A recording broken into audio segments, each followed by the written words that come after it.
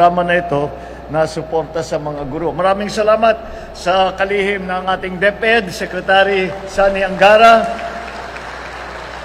Nandito rin po ang dating Pangulo at ngayon ang 2nd District Representative, Representative Gloria Macapagal Arroyo. Ma'am.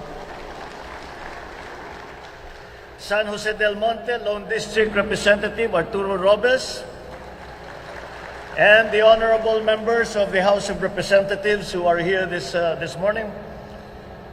Bulacan Provincial Governor Dan Fernando, who also deserves our congratulations dahil napakarami ang nabanggit niyang programa na isinasagawa dito sa kanilang lalawigan. Congratulations with that, Gov. San Jose del Monte City, Mayor Rida Robes and the other local government officials. At ang pinakamahalaga at ang pinaka-starring at pinaka-guest of honor dito sa ating samahan ngayong umaga na ito, ang mga bagong promote na teacher at saka school head under the expanded career progression. Alam niyo po, sa mga talumpati na nauna dito, ay marami pong nagpapasalamat sa akin at pinapalakpakan ako. Ay nais kong sabihin sa kanila, maraming salamat sa inyong palakpakan, sa inyong pagsasalamat. Ngunit, ang tunay na dapat natin palakpakan at pasalamatan ay ang ating mga guro dahil sila, para sa akin, ang guro, ang pinaka-hardworking public servant ng atin sa buong pamahalaan. Magandang umaga po sa inyong lahat. Personal ko pong gusto kayong makasama sa inyong panunumpa ngayong araw dahil alam ko po na gaano kahalaga para sa inyo ito. This is the third oath-taking of teachers and school heads under the expanded career progressive system. Nauna dun sa amin sa Ilocos Norte, tapos sa NCR. Ngayon, we are continuing to recognize the journey of the teachers in Bulacan and Pampanga who have shaped the future of our children and in that way are shaping the future of our nation.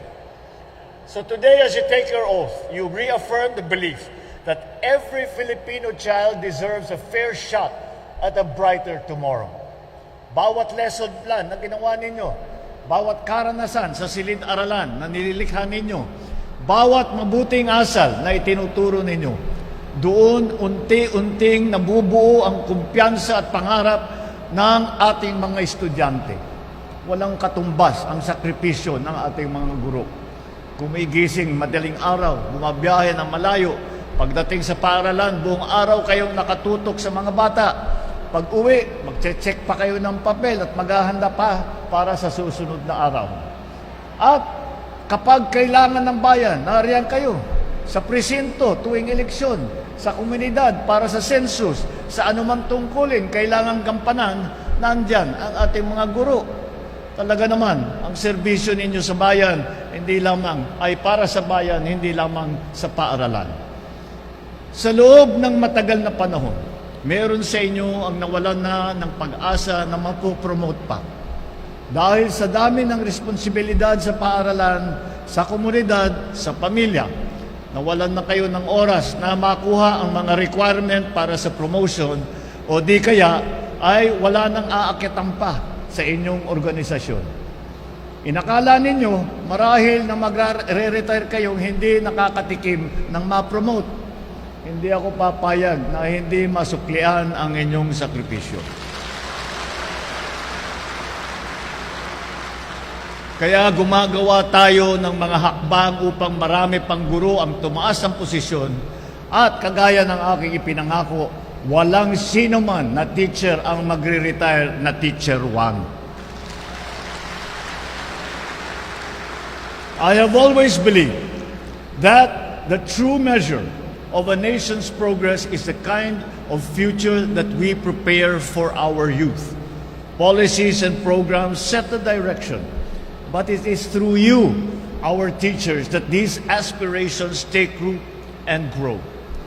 Kahit ilang laptop, artificial intelligence, o ano pang teknolohiya ang gamitin natin, wala pa ring papalit sa pagmamahal sa malasakit at sa alaga ng ating mga guro sa inyong mga estudyante. You are the ones who teach them the lessons for work and for life, how to care for others, how to be responsible, how to stand with integrity. These are the foundations of a strong society, and they are built day to day in your classrooms. In this age, many of our challenges require discipline, honesty, empathy, values first learned at home and strengthened in your classrooms through your example. Kaya tanyaan ninyo ako na taus-pusong pasalamat. Maraming salamat sa inyong lahat, sa inyong dedikasyon at sa inyong malasakit. That is why our responsibility as a government is to stand beside you, making your profession more sustainable, more dignified, and more rewarding. Kagaya ng aking nasabi sa dati, prioridad natin ang edukasyon hanggang matapos ang administrasyong ito. At bilang patunay, naglaan tayo ng mahigit 1.34 trillion pesos para sa sektor ng edukasyon ngayong taon.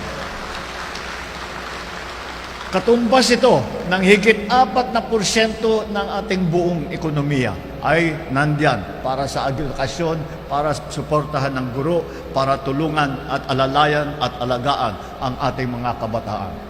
Alam din natin na sa sobrang dami ng inyong trabaho, minsan nakakalimutan na ninyo kumain o kaya naman lagi kayong puyat. Kadalasan, nawawalan na kayo ng panahon para tingnan ng lagay ng inyong kalusugan. Kaya inilunsad natin ang Yaman ng Kalusugan Program o yung Yakap Caravan. At sa programang ito, ang serbisyong medikal ay ang lalapit na sa inyo. May libreng, kasama po dyan ang libreng laboratory test, na mga urinalysis, blood work, konsultasyon, gamot, at pagsusuri ng inyong vital signs. Tiniyak din namin na naipamahagi ang Service Recognition Incentive para sa nakaraang taon. Nagdagdag din tayo ng 7.37 billion pesos para makatanggap ng benepisyo ang lahat ng kwalipikadong guro. Bukod pa rito, naibigay na rin ang 10,000 teaching allowance para sa school year 2025 at 2026. Pati na rin ang 7,000 pisong medical allowance simula noong 2025. Patuloy din natin pinalalawak ang oportunidad para sa promosyon ng mga guro sa pamamagitan ng pagbubukas ng mas maraming senior position. After all, when our teachers are supported, our students are better served, and our nation moves forward with greater confidence. As you assume a new position today, I hope you carry with you the faces of the students who look up to you, the parents who entrust their children to your care, and the communities that believe in the difference that you make in their lives every single day. Teach not only knowledge, but empathy, not only skills, but character. Because long after the lessons are over, what your students will remember most is how you made them believe in themselves. And that, more than anything else, is how a nation is truly transformed. Congratulations po sa inyong lahat. Maraming salamat at mabuhay ang ating mga guro. Mabuhay ang bagong Pilipinas.